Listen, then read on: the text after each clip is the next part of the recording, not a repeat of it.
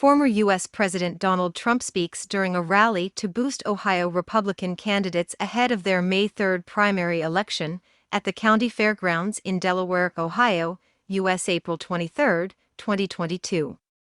Reuters.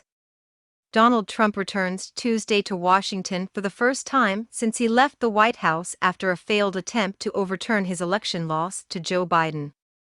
Trump, increasingly teasing a bid to win back the presidency in 2024, is set to address the America First Policy Institute, a think tank run by allies. He'll be appearing in a city riveted by weeks of hearings held by a Democratic-run House of Representatives committee on the January 6, 2021 riot where Trump supporters stormed Congress, trying to stop certification of the election result. The Republican continues repeatedly to push his lie in speeches that he was robbed of victory in 2020, but America First Policy Institute spokesman Mark Laudert said Trump would be looking ahead rather than back. "This is a policy speech he will be giving," he told CNN. However, Trump is unlikely to deviate too far from his typically incendiary blend of right-wing nationalism, anti-immigrant rhetoric and conspiracy theories about the election.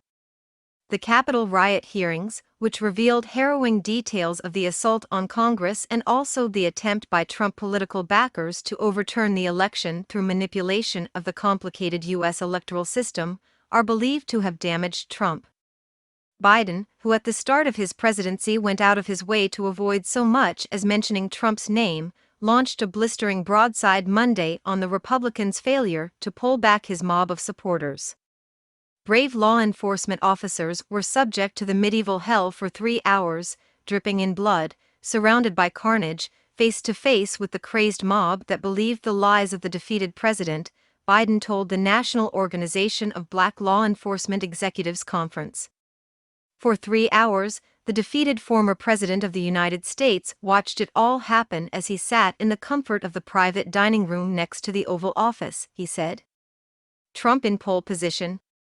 Trump, 76, remains by far the most recognizable name in Republican politics.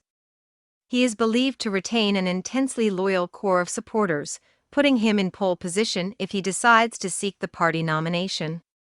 Potential rivals are gaining ground as the negative publicity piles up. All eyes are on the progress of Florida Governor Ron DeSantis, who has not declared a bid for the presidency, but has growing stature on the right. And a recent New York Times poll showed that nearly half of Republican primary voters would vote for any Republican other than Trump.